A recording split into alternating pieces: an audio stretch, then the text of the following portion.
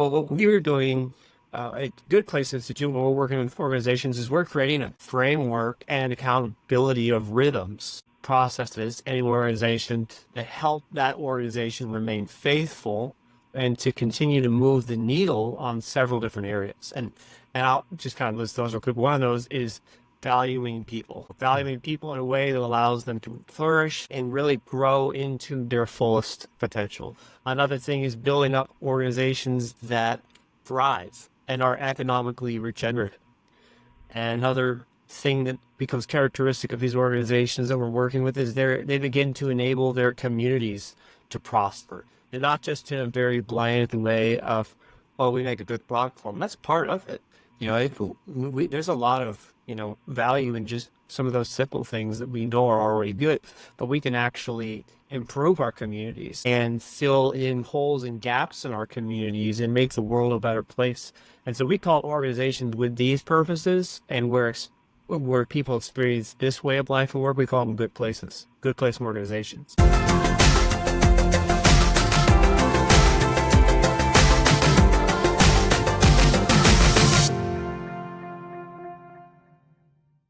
Hey everyone, thank you so much for tuning in to the Built in Faith podcast. I am your host, David Hemm, and I am here today with a special guest, Gary Miles from the Good Place Institute, and we're going to have a fun conversation today, getting to talk about that. So man, welcome to the podcast. Thank you so much for jumping on. Absolutely. I'm actually really excited to be here, and most of that has to do with just running into you, connecting, which wasn't, one of those connections that made perfect sense. It just happened, and all the conversations we've had since then, it makes me way more excited about being here. So thanks.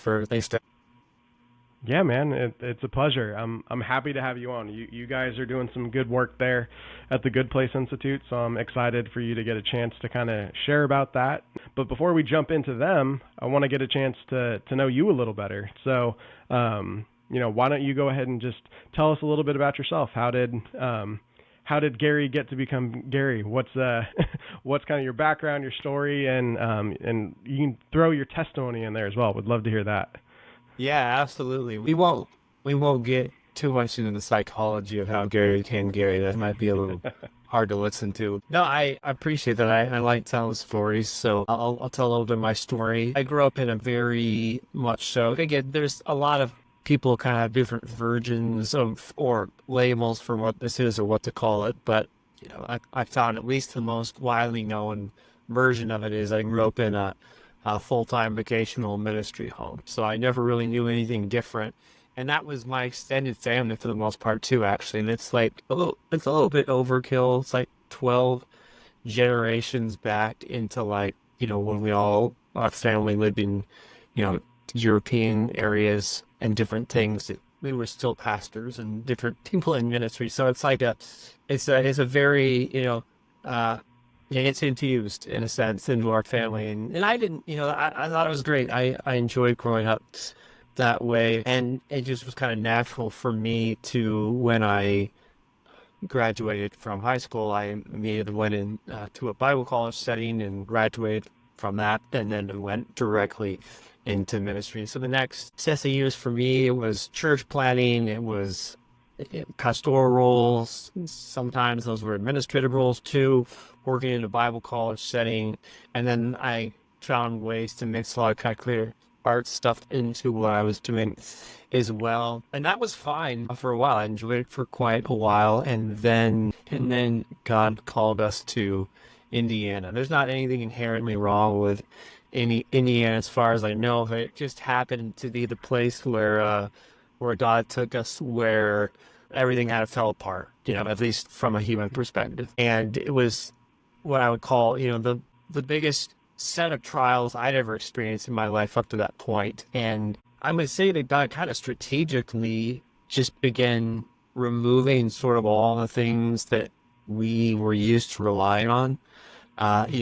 Thinking we're relying on God, but really there's always other things we're relying on. And that made it more and more difficult, and fearful and all these different things. And it got so hard and so bad that I remember there was a certain point where I questioned whether I wanted to continue in this. And I remember saying actually to God, whether it was verbal or just in my head or not. I remember saying or thinking, whatever you've given me, whatever you've really put together for someone to follow you, walk through this life, it's not enough. At least what I've got going on here, it's not enough. And I was kind of teetering between just stepping away from it all and maybe jumping in even deeper. And I guess I would say by, the grace of God, for whatever reason, I just decided I was really going to lean back into it. And I don't just mean blindly, because what that meant for me is I remember the day I had like this 2.5, 3 hour long wrestling match with God, and it got real. It got vocal and there were tears. It was all kinds of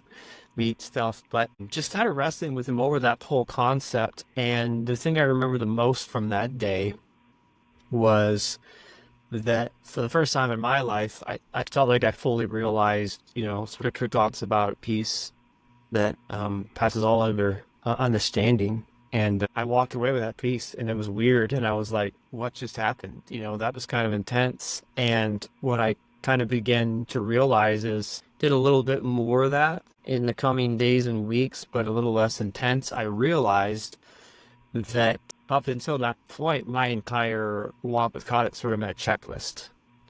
It was like, this is what I do, this is what I check off to make sure that me and God are good, or at least from my perspectives, we're good, because that's how I wanted to feel.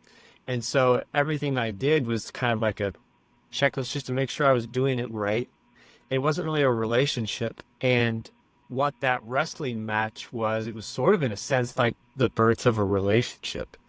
It was probably the first actually real, raw, like vulnerable moment I had ever, or version of myself that I'd ever brought to God. And that became a regular rhythm of coming to him honestly, vulnerably, in the raw. And that drastically changed the direction of my life and the way that I was existing. And I'll stop right there. I'll kind of leave it off right there, because I think it kind of probably picks up a little bit more into what we're going to talk about in a little bit. But that would be what my, in a sense, testimony looks like. Yeah. I mean, and it can be difficult to, grow up as would you say you're a PK? Is that an appropriate basically, term? Yeah. Okay. Dad was it pastor. Absolutely. So it can always be hard. I have a little bit of that experience, not from being a pastor's kid, but just the idea of growing up in the church, going to a Christian school, like, running in Christian circles, like everything was in that life. Yeah. So it can be difficult to step out of that and struggle with this fact of like, but we are called to have a personal relationship with God. And sometimes when you're so surrounded by ministry or even just Christianity as a culture, it's easy for that to no longer have to try, right? Like it just fed to you.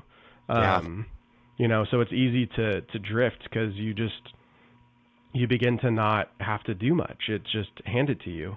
So I totally can, at least that part of that I can reconcile with and grasp that same kind of struggle. So you had mentioned here at the end, just, learning to make it more of a relationship, not just a checkbox thing. Like from a day-to-day standpoint, how do you go about that? What does it look like, I guess different than it was before and kind of what you do now? Well, so that's really evolved, and that's a good question. And so I wouldn't say, I don't even know, I think it represents so many different things now, which I think actually been open to those things becoming a part of my relationship with God because of that, wrestling match way back then, different posts. But I think probably the easiest way to answer that is most immediately, I think it looks different for everybody. I've even seen people's eyes raise a little bit when I share this. But one of the things that was actually super intentional about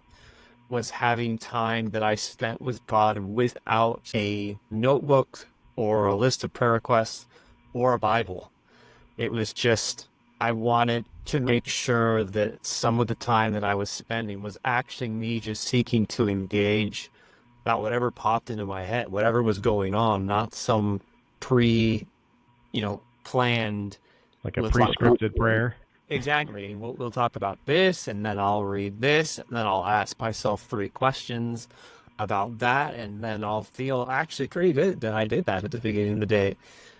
So I kind of left it. It looked like leaving it open, those times open, or giving maybe space to them. I kind of made up for a lot of lost time in a sense. Now I would say the time I spend with him is a little more rounded out. It's more balanced, but I needed just time like that after what I emphasized. So a lot of it was just being open with my time, making space for listening, making space for being vulnerable, making space for really talking about not just the stuff that was really hard right then and there, but like just what was I dealing with? What had happened that day that was good. Like this is so he's more than just a friend, but like I at least owe him the same respect, that I would owe a friend. And so I think it just became very, what are the ways I can make this relational?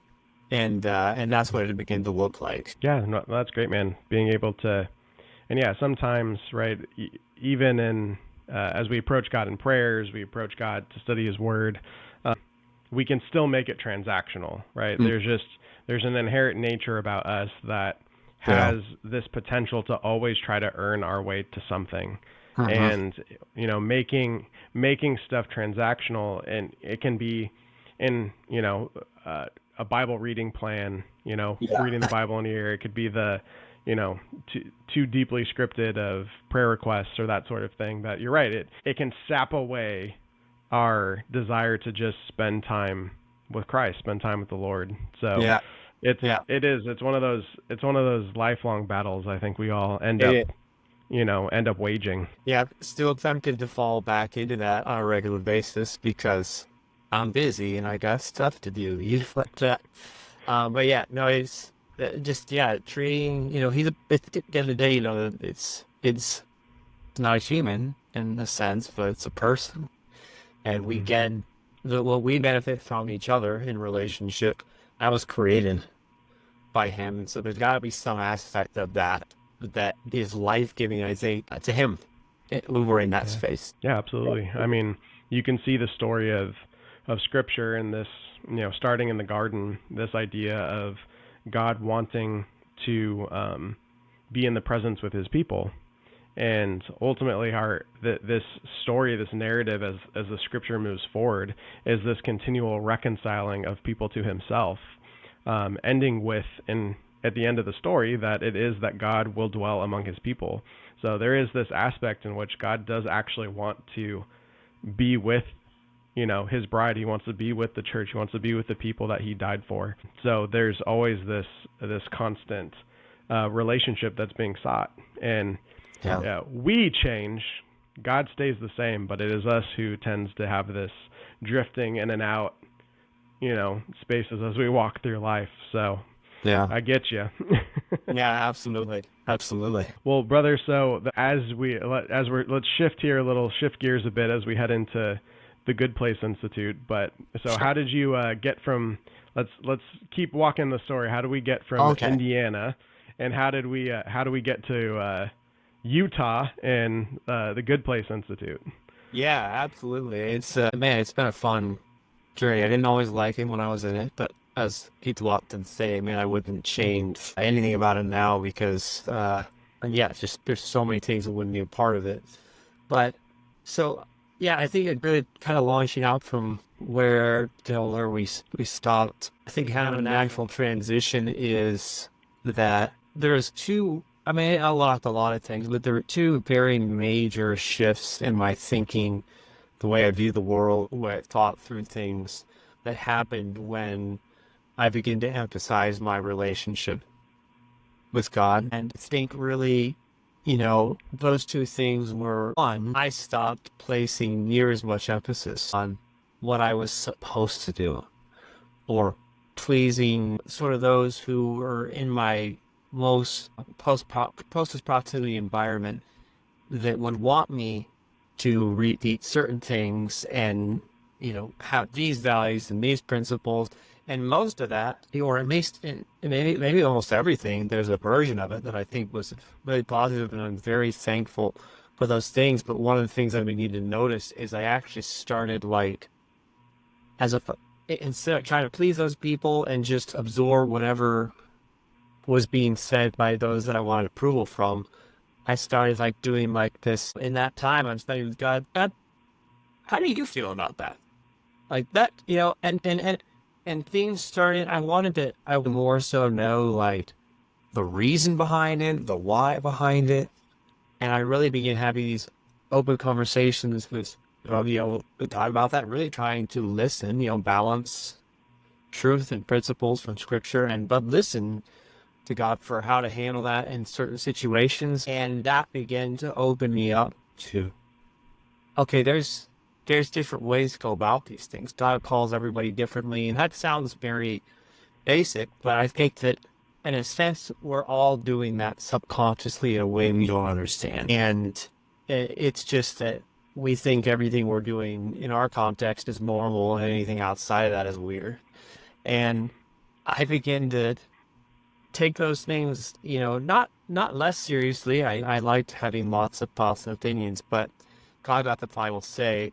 And then the other major thing that really happened in that time of pursuing a relationship with Him is, I think, and this is one of the most fascinating things, that I went from caring so much about my status and where I was at with God to what do other people need?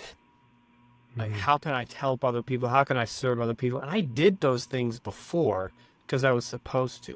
And I thought that would increase my standing. But whatever was happening in this whole new world that I was experiencing, I was starting to care more about people and their experience, what was happening to them, what was holding them back, what was unfair. And so this sort of started this new, well, now I was kind of okay stepping outside the lines, and now I was really willing to go further, driven by what's really going to help people, or how does God really want to use me to serve others and help others and lift others up.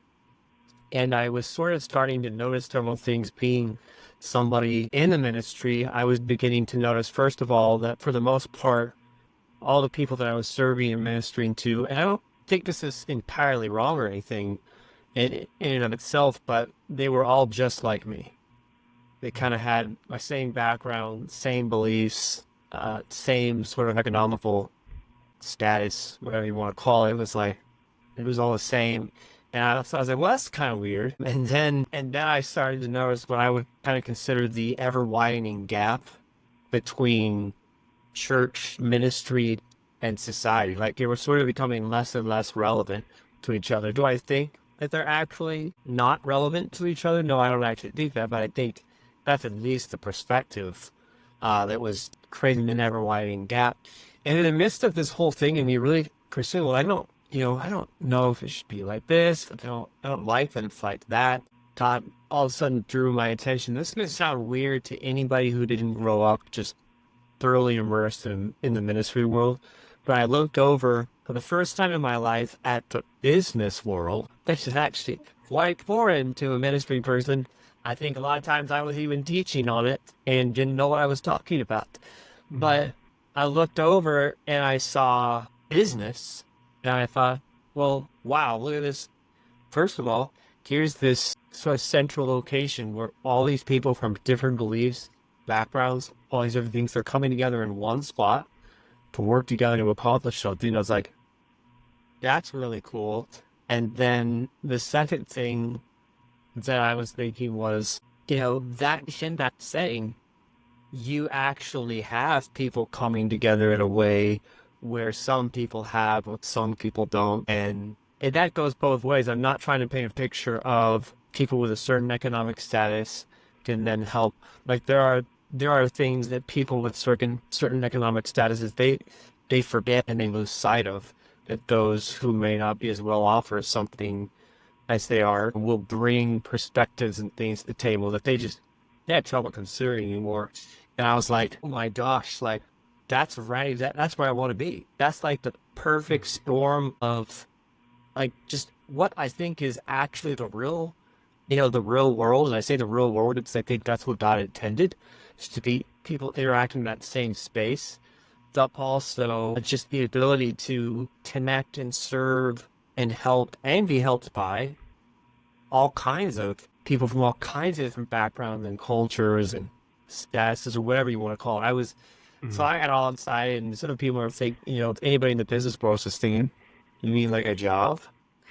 Like a job in the world? Like, what are you talking about? I'm like, well, again, there's kind of this weird divide. There's like irrelevant thing going on, not completely, because I still think church ministry is a huge benefit to people. I don't think they realize the type of equipping and things that can happen there. But I also think in a lot of ways, the church is missing out on what is to be found amongst out there, a lot of times. And so that led me to make, not super quick, but like kind of this transition over into the business world. And the first thing that I ran into when I made that transition was the world of operating systems. For me, that was the most exciting thing in the world for two reasons. One, it hadn't been a process-minded person with, kind of a systems-minded approach to things. There isn't necessarily a whole lot of space for that in the ministry world. There are in some organizations, but not a whole lot of space for it. So I think a lot of people are kind of confused sometimes about the way I wanted to go about things. So I was like, oh, cool, over here to pay people to do that sort of thing. So that was cool too. But, I've never really been doing much by that. I'm more driven by my why or my passion. But then I realized immediately in that, as I looked at operating systems and what they really were, it kind of revealed to me what I liked about them is that really they're the ability to organize something so well that you can prioritize bringing to fruition whatever you think is important through your business. And I was like, that's so cool. Why could you not prioritize at the same level that you prioritize everything else, efficiency, being economically regenerative, all these things? Why could you not also equally prioritize the kingdom? And for those that are a little confused, maybe listening to that, what does it mean by the kingdom? I just mean what I would call life as God intended, which is good, very good for everybody involved. And the reality is the world we live in, so many people are being left behind. And then left out of that because of the way, we treat each other and we take too much and all these different things.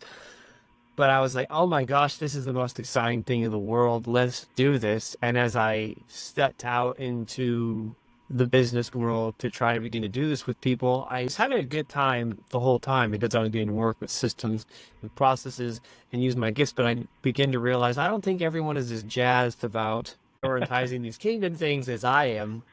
That was sort of, naive in that, I think, because I since then met so many people that do care about that sort of thing, but I didn't really know how to run into them and connect with them. I was out there working fractionally for multiple businesses at the time, and I really wasn't getting to get traction with this whole kingdom concept. And I just remember a certain point where I felt a lot of pressure. I guess I would call it, I felt God leading me to really turn up the volume on that pursuit and look for that. And as I began to do that, I began to realize that there were sort of consistent obstacles that any business was going to face as they were trying to sort of build the kingdom in their business to kind of create that kind of space. And I began to realize that more and more because turning up the volume allowed me to connect with a lot more people who care about running their business that way. But then those same obstacles were coming up over and over again. And I realized somebody needs to build something to help overcome these obstacles, or this is just people are going to flounder. And we're good at prioritizing the dollar and different things, but in these other kingdom areas, we're going to flounder. And as I was thinking to put something like that together, I was introduced to someone from the Good Place Institute, where I'm connected now. And we had several conversations, and it was a blast having them. But I realized, okay, I just ran into a place that had been working on what I was hoping to build for like 2 decades. And now they were just deciding in the last few years to take it external and hopefully teach and show other businesses what does a kingdom-oriented operating system for your business look like.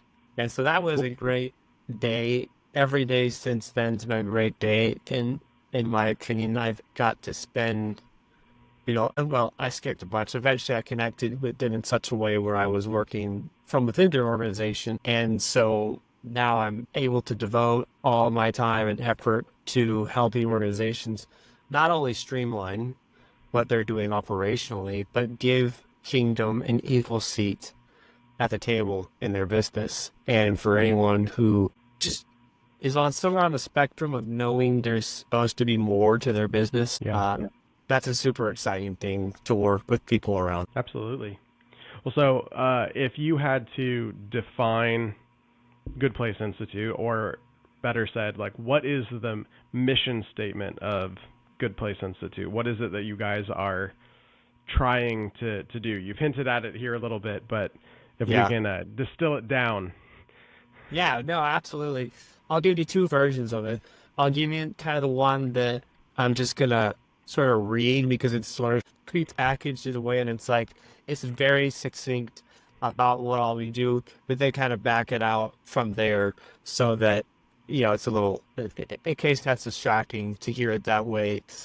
For some, it kind of back it out from there. It's a little bit more, casual definition. But so really, the good place, the reason it exists is because we're seeking to multiply good places by redeeming the culture of work in organizations, the culture of work and life, I would say, in organizations. And we go about doing this by putting leaders to apply principles derived from scripture and values to their organization through a set of intuitive methods and tools. It's best to have a little bit more mouthful version to say it.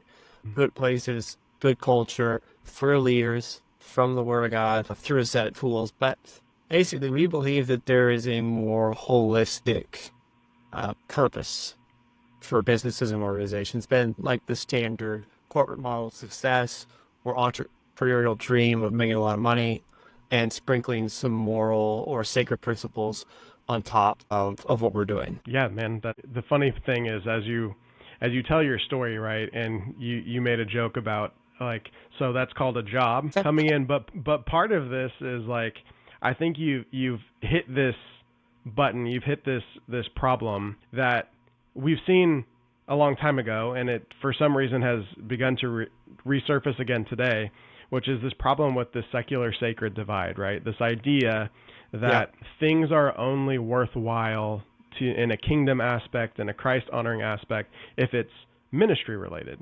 But if it's something that has to do with work in a secular vocation, that it's kind of like brushed over. That's not a spiritual thing. Like, we don't care about that. There's nothing really valuable to find there. And so we live this weird dichotomy of, especially for those of us who have full-time jobs, of this, like, most of what I do in my life doesn't matter. It's only these little pockets outside of that time that make any kingdom impact, make any difference in this world, or things that Christ cares about.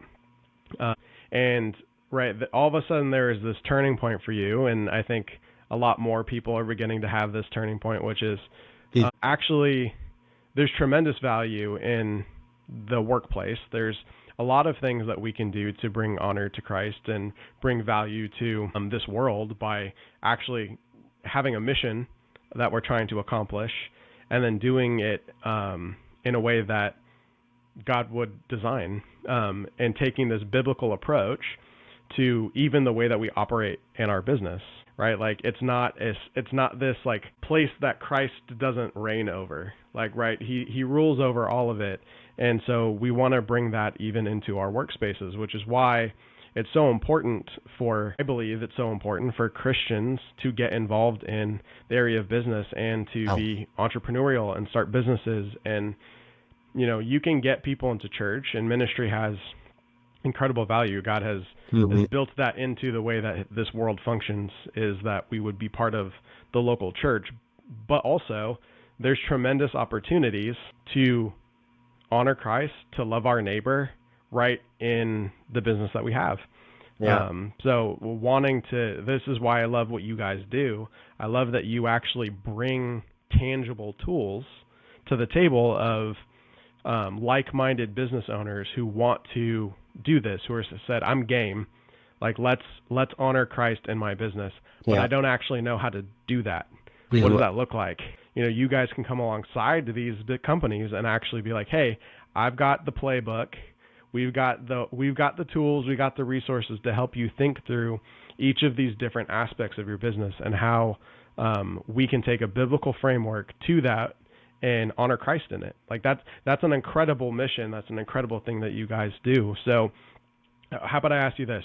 What are a handful of things that you guys specifically do with business owners like that who are like, someone's listening right now, they're saying, hey, I'm a Christian business owner. I would love to do that. What are the kinds of, I haven't heard of the term operating system before. I don't really know what you mean. Like, what are specific examples of take this topic, take this area of my business, and let the Bible come to bear on it? What does that look like? Yeah. Yeah, no, absolutely. Yeah, I think it's important to point out too, for those not used just the term. I think everybody's familiar with operating systems. Often we just don't have a label or a term for them because everybody has an operating system. Like you have an operating system when you get up in the morning. It's like how you get ready. The more, the more operational, the more rhythmic it is, the faster you are at doing it, and the better you are, to tell somebody, oh, no, I don't get ready this way because that doesn't work. And then at businesses, everybody's doing things a certain way, and often that is what results in whether get the kind of service that like a Chick-fil-A provides, or we won't diss on anybody here, but like another restaurant where you get frustrated every time you go because of the kind of service that they provide. So everybody's got an operating system. How are you organizing your business in such a way that it's efficient, you're learning from your mistakes, you can prioritize what's important? Well, what we're doing at Good Place Institute, when we're working with organizations, is we're creating a framework and accountability of rhythms, processes, in an organization that help that organization remain faithful and to continue to move the needle on several different areas. And I'll just kind of list those real quick. One of those is valuing people in a way that allows them to flourish and really grow into their fullest potential. Another thing is building up organizations that thrive and are economically regenerative. And another thing that becomes characteristic of these organizations that we're working with is they begin to enable their communities to prosper. And not just in a very bland way of, well, we make a good platform. That's part of it. There's a lot of, value in just some of those simple things that we know are already good, but we can actually improve our communities and fill in holes and gaps in our communities and make the world a better place. And so we call organizations with these purposes and where people experience this way of life and work, we call them good places, good place organizations. And so really, we're coming in and just saying, hey, all the stuff that you need to, yes, move your business forward, because your business has to stay in business for any of this to work. We'll do all that, but every aspect of what we do in relation to that is going to be infused with kingdom principles. So one thing I like to share with people, there's a lot of talk about there, hey, let's figure out our why, let's figure out our vision, let's figure out our mission statement. Well, everybody's pretty familiar with like the why, how Simon Sinek made that really popular. Well, one of the things that we encourage people right off the bat to is, well, let's take a step back from the why, what, how. Let's not just jump in with why. Let's start with who. Who determines what our why should be? Who determines, who's defining for us what success actually is? Because who knows what rabbit trail or wild goose chase we're going to lead ourselves on. We talk about setting a charter, setting off in the right direction from a get-go, and then we actually take the decision made around that charter, where we work with people right at the very beginning, and we take that down to every level of the organization so that absolutely every department, absolutely every process is reinforcing and delivering on that original charter. Now, again, if it's just, hey, we want to be really good at customer service, that's a great thing. That's a fantastic thing.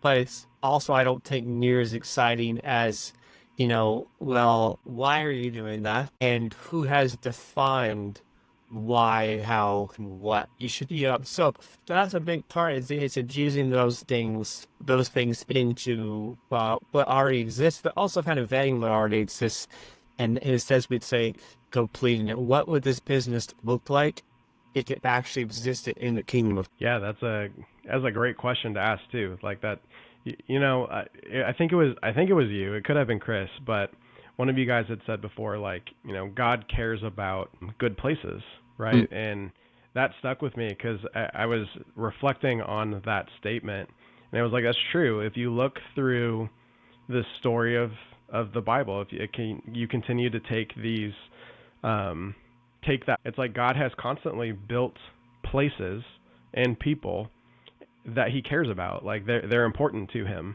And we even, again, we see even at the end of the story that the end of the story looks like a new Jerusalem, a new place that God comes to dwell. He actually cares a lot about that. There's tremendous detail about what that place looks like. You know, when he built the tabernacle and it was the temple, there's tremendous detail about the actual place in which they were to be. So it is this, again, if we are not separating the spiritual and the physical, but we're actually being an embodied soul, or being a whole person, we see that there's value not just in the why and the heart of things and what we do, but actually in the details, the physical aspects of what we are doing, right? Yeah. Both of those things matter here. Yeah. And I think you guys are coming in to really help with that other aspect that tends to be brushed off or forgotten, not really talked about so much. Yeah. But you're actually able to bring a great framework to that, Yeah. to help those things. Yeah. I think it's so incredibly exciting. I actually think it was the Good Place Institute that sort of gave me the language for the idea of, you can sort of look at the whole Bible through the lens of God's maker of places, of good places, and garden, promised land, what the church is supposed to feel like, all these things. And I think people sort of, I don't know, we get distracted. I think we get lured all sorts of different directions.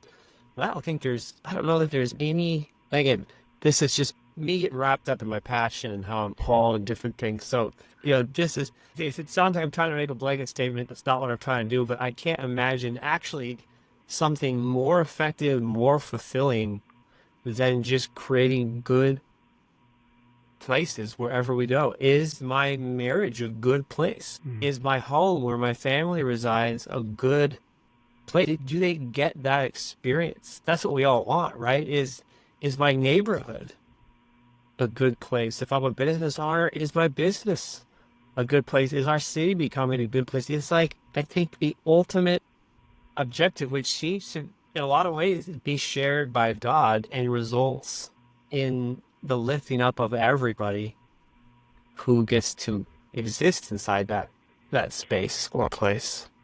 Well, and so I use this phrase a lot. My phrase is living in God's world, God's way. Right? There's an aspect in which when we actually do things the way God has intended, it leads to human flourishing. Right? And I think one mistake that potentially listeners could walk away from is hearing all of this. It's like, well, that's great for the Christian. That's great for the Christian business. So if you have some Christian business that's doing a Christian thing with a bunch of Christian people, like, that makes sense. But, that's not the world we live in. We might be doing a job that involves having employees that aren't Christian, or working with customers that aren't Christian. So this doesn't apply. And it's like, no, that's not true, because when we live in God's world, God's way, it leads to human flourishing for everybody, not just for the Christian. And so when we try to make decisions that are based upon the principles that we find in God's word, it is better for everybody. It's not just better for the Christian.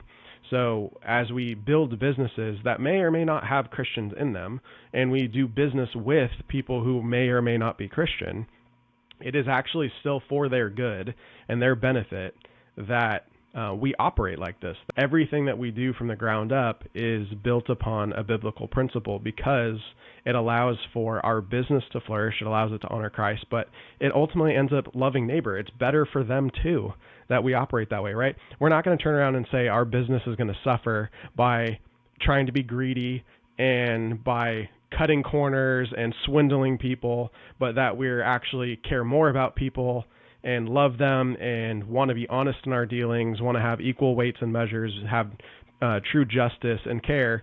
And it's like, yeah, no, everyone wants that, Yeah, not just the Christian. So true. I wouldn't want listeners to walk away going, hey, that's great for you guys, but it doesn't apply to me. It's like, no, what? No, if you're a Christian in this world, and it doesn't matter where you are and in whatever business you're in, this applies. This matters. This is helpful to everybody. Yeah. It's at the end of the day, it's goodness we're after, and if it doesn't feel like that, challenge it. Actually challenge it and question it. Often we don't see goodness because we're viewing things the wrong way, and often people are seeking to do good, and they're actually doing people wrong in their attempt to do goodness. So it's a good thing. It's a good thing to question. But at the end of the day, if something's good, everybody's existence improves. Everybody's. Yeah, amen. Well, brother, let me leave you with this last question. So, where you and I are both in this kind of work and faith world. So, this movement has become more popular as of late. I feel like there's a lot of people who are beginning to wake up and kind of see the world around them and see business as an actual opportunity to make an impact, as opposed to just that thing I do and we don't talk about it very much, right? Like, let's forget about that. Yeah, I know I have to do a job because we all need to eat, but it's actually beginning to shift to like, no, this job of mine has tremendous value and worth.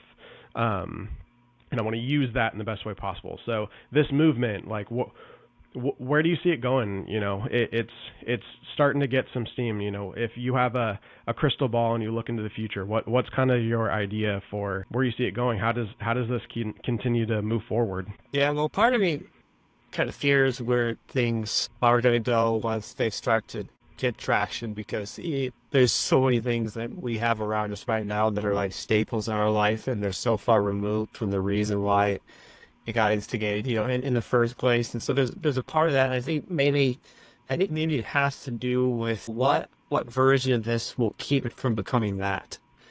And I think one thing that I went to a summit in Dallas several months ago, and one of the things that was really impressed upon me was the need for collaboration, because I think it's such a temptation for all of us, whatever we're doing, whether it's applying at church or starting some kind of movement or whatever we might be doing. We kind of want to become islands. We sort of want to be like the axis for everything else. Wouldn't it be awesome if all of this stuff revolved around this and my idea and different things? And I think that just leads to us dishing up incomplete parts of the process of like what's actually needed. And I mean, just for an example, like one of the conversations I've been trying to have with individuals at all different places along this journey, because I think the journey, I would say, is right now, cities aren't really a place of flourishing. We all want them to be. Doesn't matter what you believe. I mean, people can get a pretty sick and twisted psychological thing going on, and it seems like they actually want the exact opposite, something like that. But for the most part, we all want that. And so the question for me is, where do we all fit along that? Because just the fact that God split up gifts means he doesn't want somebody to own the whole process, right? We need each other. We need different types of people in our lives. Where do I fit along the line of, making cities better places, good places of flourishing? Well, I think, church leadership, they've got their thing, which you might call equipping and sending. You've got all these types of, groups or convene, as you can see, all these different, there's new one recently, Polish Network, all these places that are working with leaders out there in business and helping them pursue God personally. Then we kind of would put ourselves in right after that. Well, yeah, we want leaders seeking to follow Christ, pattern themselves after him. Well, how do we pattern our business operations after him? That's where we come in. And then you've got people trying to address specific areas of injustice. And all along the way, I think we should all be kind of pointing people back to this place where, where churches and Bible colleges, where they can, or individuals can be equipped and sent. And the cycle continues. We all play a specific part along. And so I think a big part of it is asking, instead of, I want the faith at work movement to grow, where do I fit in to this sort of supply chain, this process? And when I meet someone that could benefit from the faith at work process or approach, who do I introduce them to? Where are they at? What do they actually need? So I think that's one big thing, collaboration.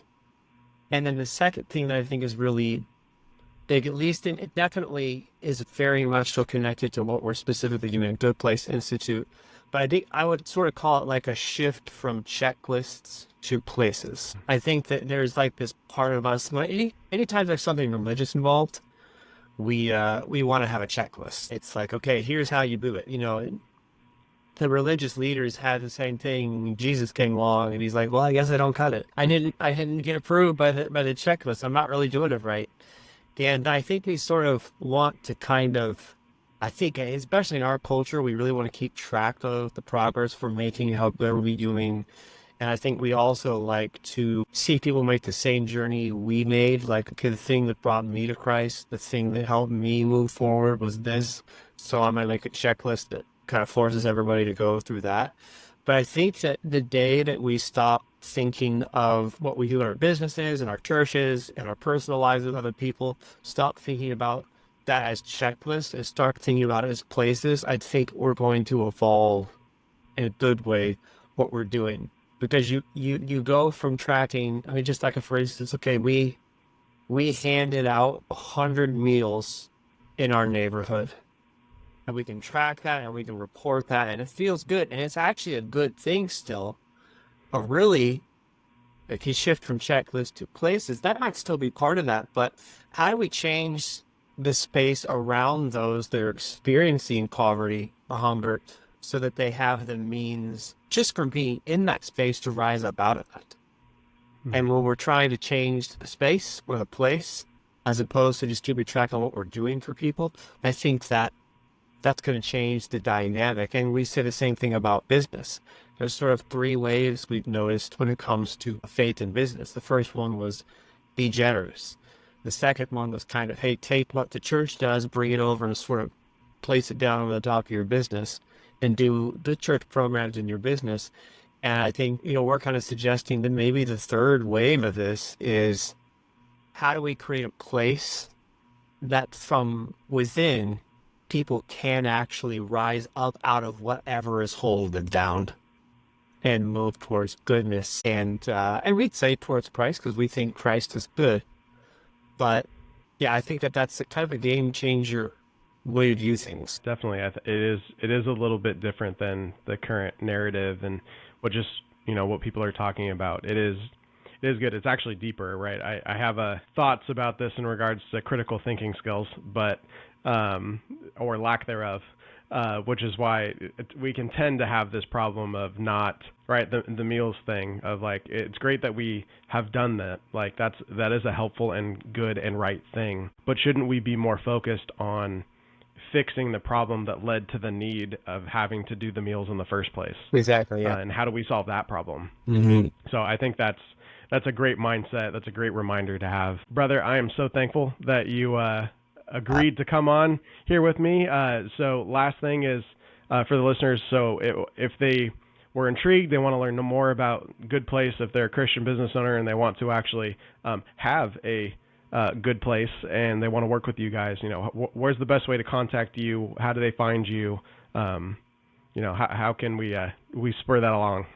Absolutely, yeah. If there's somebody, I mean, someone might have come to mind where you're like, oh, this person would love to know that this exists. Our biggest issue where we're at, what we're doing right now, is that people just don't know there's an alternative like this out there. So if you are someone who's interested, just head over to the website goodplaceinstitute.com, and there's very easy through there to dig a little deeper if you want to. But also, I encourage people. I think the best way to dig in if you're interested is just schedule a conversation with us. We'll do from the website. We'll do a free consultation.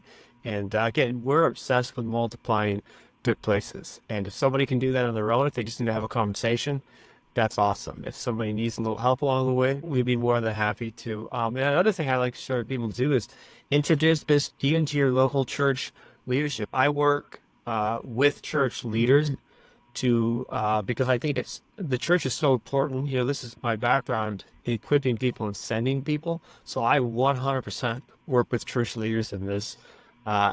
so that we can like work alongside each other, see where we're at on this supply chain, if you will. So yeah, there's a few ways. Yeah, but at the end of the day, yes, would love to have a conversation with anybody, or with anybody that you want me to have. Just don't purposefully set me up for some super weird, awkward situation. I'm sure there's nobody out there listening thinking like that, but you never know. You never know. We gotta get a little humor in the end. It's always good to put it out just there, Yeah, Well, that's right. brother, thank you so much. I appreciate you jumping on, man. We'll kind of end it here. So to all of our listeners, thank you guys so much for tuning in today to the Built in Faith podcast. Again, I'm your host, David Hemm, and I'll see you next time.